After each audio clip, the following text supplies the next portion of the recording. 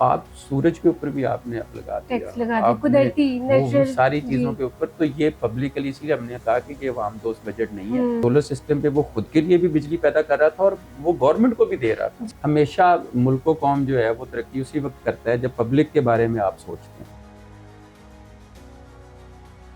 अस्सलामुअलैकुम नाजरीन, आप देख रहे हैं जेडी न्यूज, जिन्ना का पाकिस्तान, हम सब का पाकिस्तान। नाजरीन, आज हम बात करेंगे 2026 से लेकर 27 के नए बजट के ऊपर।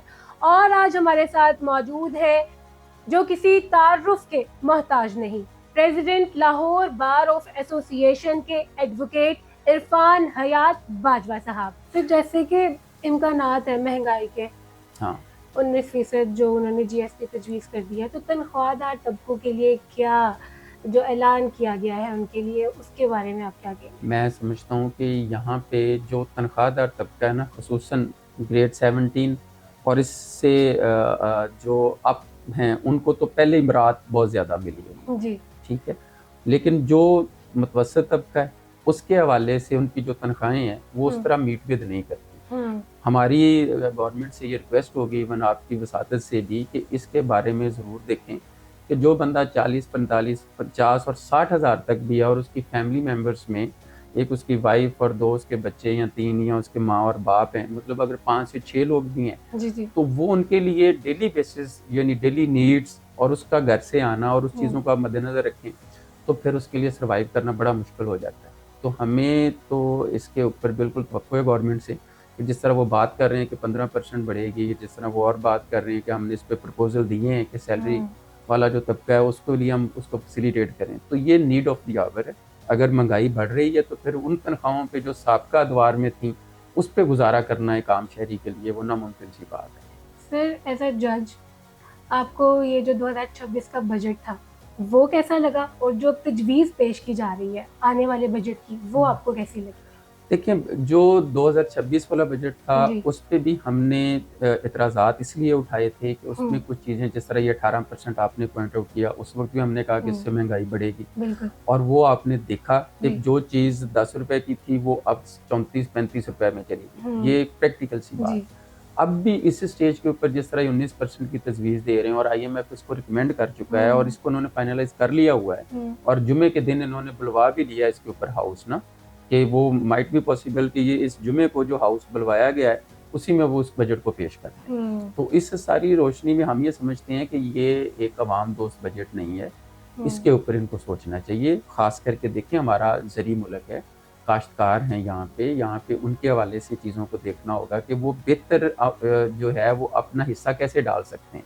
आम जो एक यहाँ पे हमारी जो अफ़सोस की बात है, लेकिन इंडस्ट्री को आप देखें ना, पिछले कुछ अरसे से इनके बेजा टैक्सेस की वजह से वो बंद हो चुकी है। छोटे शहरों की जो इंडस्ट्रीज़ थी वो बिल्कुल बंद पड़ी हैं। बिल्कुल। ठीक है, अब ऐसा मैकेनिज्म ये लेके आए कि वो इंडस्ट्रीज़ ग्रो करें, उसमें एम्प्लॉयमेंट भी जनरेट होगी, उसके ऊपर इनकम भी होगी और वो लोग नेट में यानी मौजूद अगर हैं भी तो वो इफेक्टिव होंगे, जो नहीं है वो भी उस नेट में इफेक्टिव होंगे, तो ऑटोमेटिकली एक ग्रोथ लेवल आएगा। सर, महंगाई और रोजमर्रा के ये जो अखराजात हैं, कि इसके हिसाब से ये जो बजट है ये काफी। नहीं, मैं ये समझता हूँ कि ये बजट जिस हवाले से इन्होंने किया है, अभी ये उसको डिवाइड करके और मुख्तस करेंगे कि किस डिपार्टमेंट के लिए, हेल्थ के लिए इनका क्या है, इनका एजुकेशन के लिए क्या है। मुल्क कौम के लिए हेल्थ और एजुकेशन होती है, बट यहाँ पे अनफॉर्चुनेटली आपने देखा कि बजट को एक ख़ास सेट के अंदर सेट कर दिया जाता है, उसको पूरा करने के हवाले से इनका टास्क होता है। अदरवाइज़ अगर हम देखें तो फिर ये बजट अगर अवाम दोस्त बजट आए और उनकी नीड्स के लिए आए तो ये बजट बहुत ज़्यादा है। इससे कम बजट में आप डेवलपमेंट, इंफ्रास्ट्रक्चर की बेहतरी, एजुकेशन के साथ-साथ हेल्थ को भी बेहतर कर सकते हैं अगर आप उसको प्रॉपर कंसीडरेशन दें। लेकिन अफ़सोस के बाद बजट नहीं है। हुकूमत ने नौजवानों के लिए इक़दामात किए। मैं ये समझता हूँ कि नौजवान इग्नोर हुए और बिल्कुल उनके साथ ये ज़्यादती है। नौजवान ही मुस्तक़बिल हैं हमारे। और यहाँ पे इन्होंने चंद पहले भी तो मफरूज़ात के ऊपर ही था कि जी हम ईज़ी कर्जा दे रहे हैं, हम इस तरह कर रहे हैं, इंटर्नशिप्स दे रहे हैं, इंटर्नशिप दे रहे हैं, स्टाइपेंड देंगे, लेकिन कुछ नहीं, कुछ भी नहीं। उसके बारे में बिल्कुल एक पेपर के ऊपर ज़रूर काम हुआ होगा, लेकिन प्रैक्टिकली आप देखें आपके सराउंडिंग में वो नहीं हुआ। नौजवान इसी वजह से तो मुल्क से बाहर जा रहे हैं या वो तरजीह दे रहे हैं यहाँ से बाहर जाने। अगर ये इनकी इम्पोर्टेंस बन जाएं तो फिर आप देखें, मैं तो आपकी ये हम्म। भी बताता चलूं कि 28वीं तरमीम जो है जी।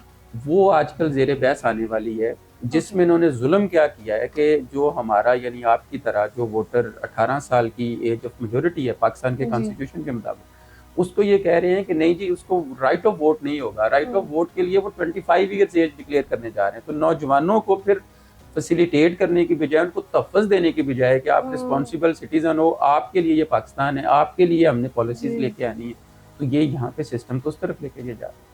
सर, हुकूमत ने ये जो पॉलिसी नई मुतारिफ करवाई है ई बाइक्स के ऊपर 18% GST लगा दिए, टैक्स लगा दिए हैं।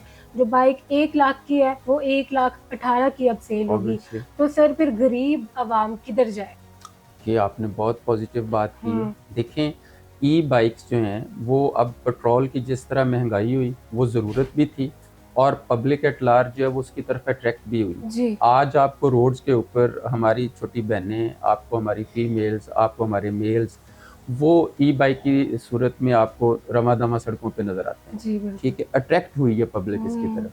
हमेशा मुल्क कौम जो है वो तरक्की उसी वक्त करता है जब पब्लिक के बारे में आप सोचते हैं। जी। अब आपने एक इंटरेस्ट बहाल किया, पेट्रोल आपने महंगा कर दिया, लोग अट्रैक्ट हुए ई बाइक की तरफ, तो बजाय उसको कि आप उसकी कीमत कम करें हाँ जी। नेशनल लेवल पे, आप उस पर सहूलत दें ताकि इजी एसेस में आ सके। आपने उसको बढ़ा दिया ताकि आप अपने बजट को, अपने खाने को पूरा कर लें और आवाम से आप किसी तरीके से वो पेमेंट निकाल लें, उसकी जो जेब से है थोड़ा बहुत वो भी आप निकाल लें। तो ये इंतहाई ज़्यादती है जिन पॉलिसीज़ के ऊपर। अब सोलर की आपने बात की है, सोलर के ऊपर मैं आपको बताऊं कि पहले ये था कि जी एक बंदा जिसने लाखों रुपए इन्वेस्ट किए हुए थे सोलर सिस्टम पे, वो खुद के लिए भी बिजली पैदा कर रहा था और वो गवर्नमेंट को भी दे रहा था। जी। इसके ऊपर इन्होंने एक भारी अमाउंट के ऊपर एक स्पेसिफिक मीटर, जिसको हम ग्रीन मीटर कहते थे, वो इन्होंने नस्ब किए, और उसकी बकायदा यूनिट्स जो थे वो गवर्नमेंट को जाते थे और गवर्नमेंट उसका हिसाब करके उसको पे करती थी। अब सोलर के ऊपर भी इन्होंने वो जो टैक्स जिस तरह इम्पोज कर दिए हैं, पॉलिसी भी चेंज कर दी है।